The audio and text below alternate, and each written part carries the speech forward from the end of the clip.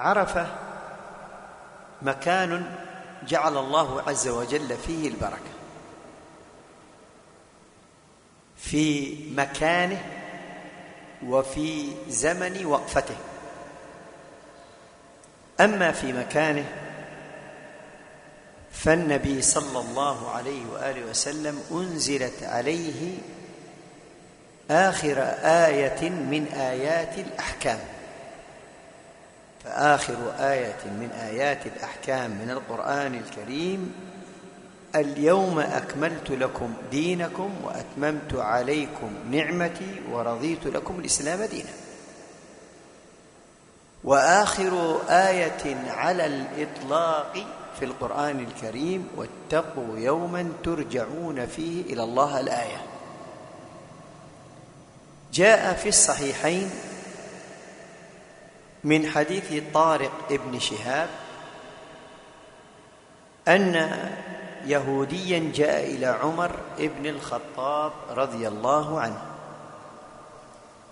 فقال: يا أمير المؤمنين، إن آية في كتابكم لو أنزلت علينا معشر اليهود لاتخذنا ذلك اليوم عيدا.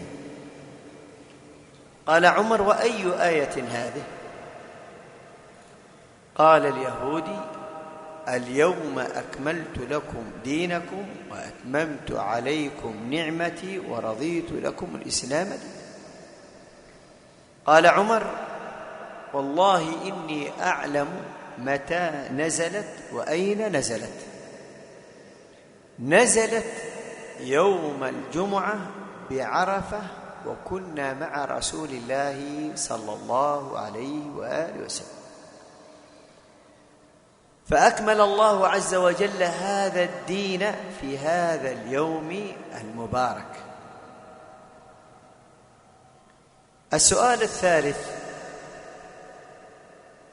أي يوم الدعاء فيه خير؟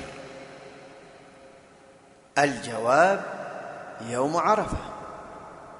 قال النبي عليه الصلاة والسلام: خير الدعاء دعاء عرفة. خير الدعاء دعاء عرفة. وأفضل ما قلت أنا والنبيون من قبلي: لا إله إلا الله وحده لا شريك له، له الملك وله الحمد وهو على كل شيء قدير. وهذا ليس خاصا بالحجاج، وإنما كذلك أنت لا تحرم هذا الخير.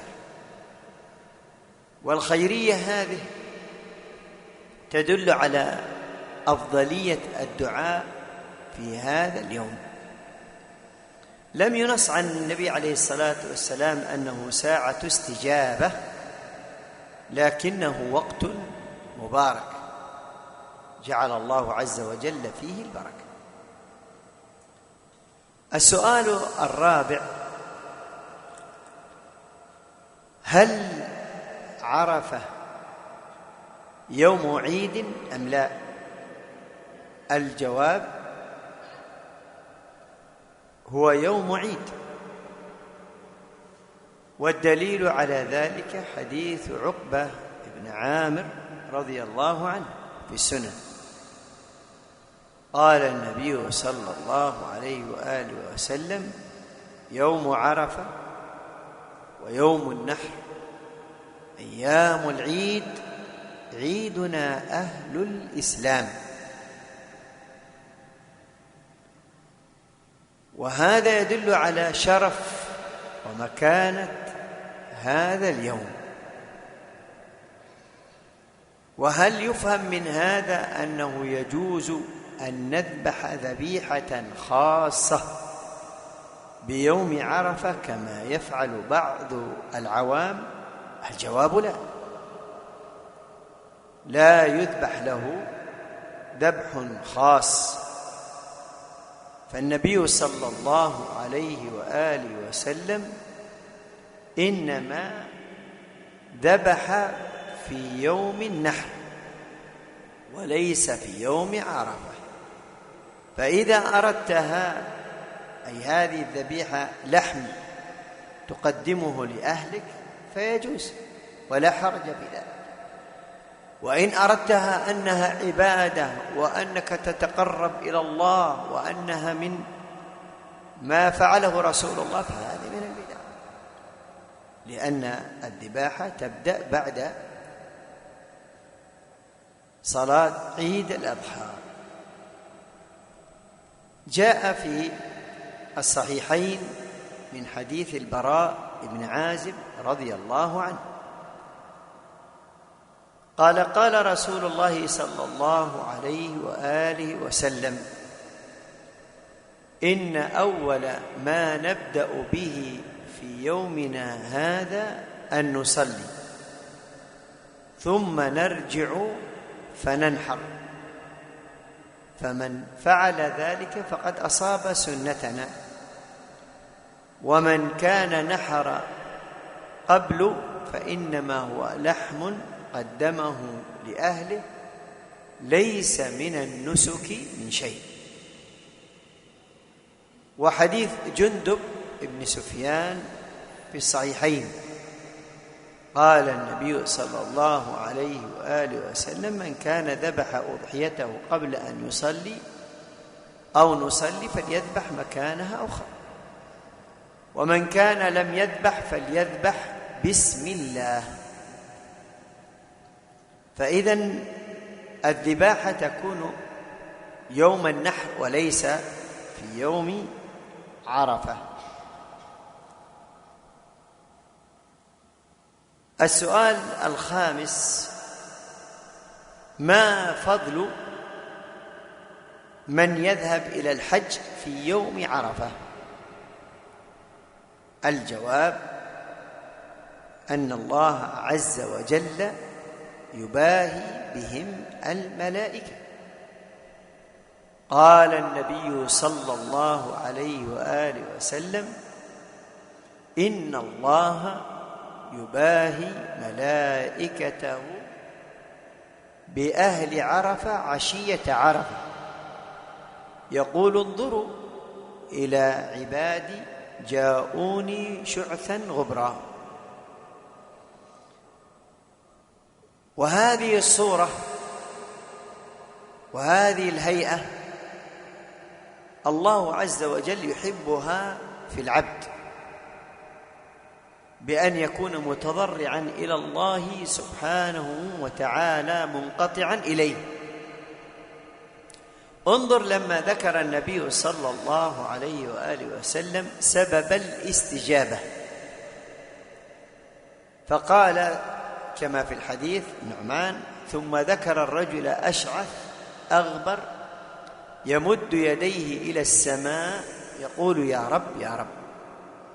فقالوا: هذه صفة استجابة الدعاء، لكن ما المانع من استجابة الدعاء ومطعمه حرام ومشربه حرام وغذي بالحرام، فأنى يستجاب له؟ وإلا ذكر الله سبحانه وتعالى أسباب استجابة الدعاء بهذه الهيئة. أيضا في الخروج إلى صلاة الاستسقاء استحب أهل العلم أن يخرج الإنسان متبذلا، يعني بثياب الرثة وليس بأفخر الثياب كصلاة العيد، وإنما يخرج متبذلا. قالوا: حتى يظهر عليه الانكسار والافتقار إلى الله عز وجل. السؤال السادس: هل هناك فضل في عتق العباد من النار في يوم عرفة؟ الجواب نعم، وهذا ما جاء في صحيح مسلم من حديث عائشة رضي الله عنها بأن أكثر ما يعتق الله عز وجل عباده من النار يوم عرفة. وبعض أهل العلم قال هذا عام وليس خاصا لمن شهد عرفة وهو حاج، وإنما هو عام. فإذا اجتهدت في العبادة فإكرام من الله يعتقك من النار. السؤال السابع، وهو ما فضل صوم يوم عرفة؟ الجواب بأنه يكفر السنة الماضية والسنة الباقية. جاء في صحيح مسلم من حديث أبي قتادة رضي الله عنه أن النبي صلى الله عليه وآله وسلم سئل عن صوم يوم عرفة، أي عن فضله، فقال النبي صلى الله عليه وآله وسلم يكفر السنة الماضية والباقية. وسئل النبي صلى الله عليه وآله وسلم عن صوم يوم عاشوراء، فقال النبي صلى الله عليه وآله وسلم يكفر السنة الماضية. ففضله أنه يكفر سيئات سنتين. السؤال الثامن، ما السر في تكفير سيئات سنتين في يوم عرفة وسنة في يوم عاشوراء؟ والجواب ما ذكره ابن القيم رحمه الله تعالى. ذكر جوابين. الجواب الأول بأن يوم عرفة هو في شهر حرام، وقبله شهر حرام، وبعده شهر حرام. فيوم عرفة هو في شهر ذي الحجة، وقبله شهر ذي القعدة، وبعده شهر الله المحرم. فيوم عرفة هو في شهر حرام، وقبله شهر حرام، وبعده شهر حرام، بخلاف يوم عاشوراء فهو في شهر حرام وقبله شهر حرام فقط، وليس بعده شهر حرام. الوجه الثاني أو الجواب الثاني ما قاله ابن القيم رحمه الله تعالى بأن صيام يوم عرفة خصيصة هذه الأمة، خصيصة هذه الأمة.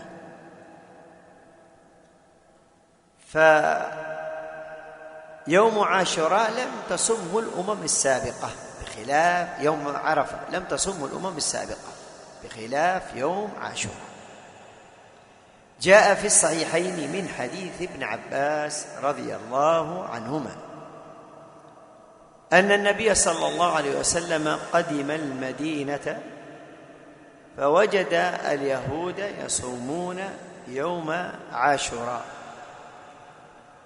فقال النبي عليه الصلاة والسلام ما هذا اليوم الذي تصومونه؟ فقالوا هذا يوم أنجى الله موسى وقومه وأغرق فرعون وقومه فصامه موسى شكرا فنحن نصوم. فقال النبي صلى الله عليه وآله وسلم نحن أحق بموسى منكم. فالوجه الثاني أو الجواب الثاني أن عرفة خصيصة هذه الأمة، لم تصم الأمم السابقة. أما عاشوراء فقد شاركتنا الأمم السابقة بل سبقتنا، فلهذا ناسب أن يكون فضل صوم يوم عرفة يكفر سنتين، أما عاشوراء يكفر سنة واحدة. السؤال التاسع: هذا التكفير هل هو للكبائر والصغائر أم للصغائر فقط؟ والجواب: تكفير السيئات تكون في الصغائر فقط. فمن فضل الله عز وجل علينا أن الله عز وجل قد يغفر لك صغيرة من الصغائر دون أن تستغفر. وكم من الآيات الذي يقول الله عز وجل: يغفر لمن يشاء والله يغفر والله غفور رحيم، دون ذكر الاستغفار. وأما الكبائر يحتاج لها توبة مستقلة. انظر إلى قول النبي صلى الله عليه وسلم كما في مسلم من حديث أبي هريرة، قال عليه الصلاة والسلام: الصلوات الخمس والجمعة إلى الجمعة ورمضان إلى رمضان مكفرات لما بينهن إذا اجتنبت ماذا؟ الكبائر. يعني الكبيرة يحتاج لها توبة مستقلة. أما الصغائر فمثل ذاك الرجل الذي قبل امرأة أجنبية فقال له النبي عليه الصلاة والسلام: ألم تتوضأ وصليت معنا؟ قال: بلى. قال: فأنزل الله: إن الحسنات يذهبن السيئات الصغائر، يعني إلا اللمم ما يقع فيه الإنسان. أما الكبائر فلا.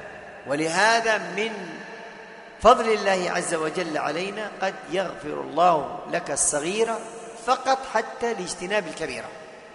ما عملت أعمال صالحة لكنك اجتنبت الكبيرة، كما قال الله عز وجل: إن تجتنبوا كبائر ما تنهون عنه نكفر عنكم سيئاتكم. السؤال العاشر: هل يستحب للصائم أن يصوم يوم عرفة وهو حاج؟ الجواب لا، لأن النبي صلى الله عليه وسلم مع ذكره للفضل فإنه لما حج لم يصم يوم عرفة. جاء في الصحيحين من حديث أم الفضل بنت الحارث رضي الله عنها أن الصحابة اختلفوا هل النبي صلى الله عليه وسلم صائم أم لا. وكان النبي عليه الصلاة والسلام على راحلته، فأرسلت أم الفضل قدحا فيه لبن إلى رسول الله صلى الله عليه وسلم وهي تنظر، فشربه النبي عليه الصلاة والسلام وهو حاج يوم عرفة. فعلى هذا ليس من السنة أن تصوم يوم عرفة وأنت حاج، مع أن النبي صلى الله عليه وسلم ذكر الفضل العظيم في ذلك، لكن النبي صلى الله عليه وسلم لم يصم يوم عرفة. وأما حديث نهى النبي صلى الله عليه وسلم عن صوم يوم عرفة بعرفة، الحديث ضعيف لا يصح عن النبي صلى الله عليه وآله وسلم. السؤال 11 وهو ما يتعلق بعمل يوم عرفة للحاج. فما يعمله الحاج في يوم عرفة؟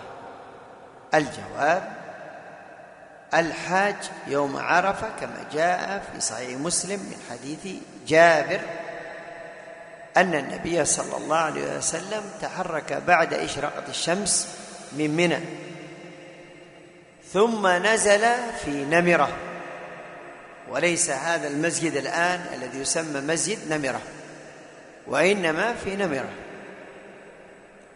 ثم بعد ذلك وقد ضربت له قبة أي خيمة، ثم تحرك إلى عرنة، وعرنة قريبة من عرفة، فصلى بهم وخطب، بل خطب أولا ثم صلى، خطب ثم صلى، والصلاة سرية وليست جهرية، صلاة سرية وليست جهرية. ثم بعد خطبته عليه الصلاة والسلام قال: وارتفعوا من بطن عرنة. لماذا؟ لأن عرنة ليست من عرفة، ولهذا إذا دخلت مسجد نمرة في الحج تجد أنه قد عملوا سهاما في لوائح مكتوب بداية عرفة، بداية عرفة نصف المسجد، أما مقدمة المسجد فهو من عرنة وليس من عرفة. فإذا لم تقف في عرفة فهذا حجك باطل. وهذا يتعلق بالسؤال الذي بعده، وهو السؤال 12، وهو ما منزلة الوقوف بعرفة في الحج؟ الجواب: ركن من أركان الحج. قال النبي صلى الله عليه وسلم: الحج عرفة، الحج عرفة. فالواحد منا إذا ذهب إلى منى أهدى، يعني ذبح الهدي، وجلس في أيام التشريق ونام في مزدلفة، ثم قال: ما مكثت لا من ساعة من ليل أو من نهار، لم أمكث ساعة من ليل أو من نهار في يوم عرفة في الحج، فيقال: حجك باطل، حجك باطل. فعلى هذا فيقال إن عرفة والوقوف بعرفة وركن من أركان الحج، فلا يقوم الحج إلا به. السؤال 13، وهو ما يتعلق بصوم عرفة، والناس يسألون عنه كثيرا. إن كان على المرأة قضاء وصادف يوم عرفة، فهل يجوز لها أن تنوي نيتين لصيام يوم واحد؟ الجواب: لا. فإما أن تنوي أنه يوم عرفة وتصوم من أجل فضل عرفة، وإما أنها تصومه قضاء، وإما أنها تصومه قضاء. السؤال 14، وهو يوم عرفة، هل ليلته منه أم لا؟ الجواب: ذكر العلماء فائدة في ذلك، فقالوا: كل الأيام تتبعها الليالي التي سبقت إلا يوم عرفة، إلا يوم عرفة، فإنه يتبع اليوم الذي هو فيه. ما معنى هذا الكلام؟ معنى هذا الكلام: هذه الليلة، نحن الآن في كم من ذي الحجة؟ في 6 أو 7؟ 6 7 ذي الحجة. ماذا نقول؟ ليلة كم اليوم؟ ليلة 8 من ذي الحجة، ليلة 8 من ذي الحجة، فحكمه تتبع اليوم الذي بعده. ولهذا إذا أردت أن أمسك عن الأظفار وعن البشرة وعن فإنني أمسك من غروب الشمس في آخر يوم من آخر يوم من ذي القعدة. يجوز أيضا تقول القعدة، في آخر يوم ذي القعدة، لقول النبي صلى الله عليه وسلم: إذا رأيتم هلال ذي الحجة وأراد أحدكم أن يضحي فليمسك عن شعره وأظفاره. هذه رواية في مسلم، حديث من؟ أم سلمة رضي الله عنها. إلا يوم عرفة، لأن النبي عليه الصلاة والسلام قال: من نسك نسكنا، ثم قال: ووقف بعرفة من ليل أو نهار. من ليل أو نهار، يعني معك من بعد طلوع الفجر الصادق يوم عرفة إلى اليوم الثاني طلوع الفجر الصادق. هذا وقوف عرفة صحيح كامل، ما يقال أنه انتهى، بخلاف الأيام الأخرى. يعني من باب أدلل لك وأوضح لك أكثر، أيام التشريق أيام أكل وشرب وذكر لله. يوم النحر مع أيام التشريق كلها ذبح ولا لا؟ 4 أيام. ينتهي رابع اليوم في التضحية أي ذبح الأضحية إلى متى؟ إلى أذان المغرب، إلى غروب الشمس، يعني إلى أذان المغرب. لماذا؟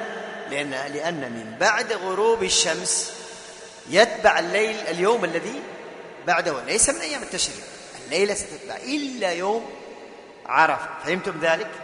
طيب، السؤال الأخير فيما يتعلق بيوم عرفة، وهو لو صادف يوم عرفة يوم السبت. صادف يوم عرفة يوم السبت. طبعا السؤال الذي قبله خلاصته أنه إما أنها تقضي وإما أنها تطوع، أو يعني الذي قد مضى من السؤال. السؤال الأخير ما يتعلق إذا صادف يوم عرفة يوم السبت، هل يجوز صومه؟ الجواب: يجوز صومه، لأن حديث لا تصوموا يوم السبت إلا فيما افترض عليكم وحديث ضعيف ضعفه جمع من أهل العلم. ضعفه الإمام مالك وأبو داود والنسائي والأوزاعي وجمع من أهل العلم. فالإمام مالك قد ضعف هذا الحديث، وأبو داود كذلك كذبه، الأوزاعي قال: ما زلت له كاتما حتى انتشر، إلى آخره. طيب، لو صادف أيضا يوم الجمعة، فإن صمت هذا اليوم لكونه يوم عرفة فإنه لا تدخل في النهي ويجوز. وأما إذا صمته مع اعتقاد أن يوم عرفة يوم العرفة مع يوم الجمعة سيكون الفضل أعظم، فإنه لا يصح هذا، وإنما لا يجوز لك، لأنك عظمت يوم الجمعة، والنبي صلى الله عليه وسلم نهانا أن نخصص يوم الجمعة بصيام عن سائر الأيام. طيب، انتهينا من 15 سؤالا. الآن نأتي إلى البدع في يوم عرفة. يوم عرفة يعتقد بعضهم أنه يجوز له أن يذبح ذبيحة خاصة بيوم عرفة، وقد بينا أن هذه من البدع إذا كان فيها معتقد. بقي ما يفعله الأطفال عند أن يتحلقوا حلقا ويحرقوا نارا، ويقولون بعض العبارات هل تصل إلى البدعة؟ فنقول على حسب النية، ليس نية الأطفال، على حسب منشأ هذا الأمر. إن نشأ على اعتقاد فإنه لا يجوز، وإن كان تصرف من الأطفال عفوي فإنه لا إشكال فيه. فكم من فعل فعله الأطفال ليس مخالفا للشرع فيقر ولا ينكر على صاحبه.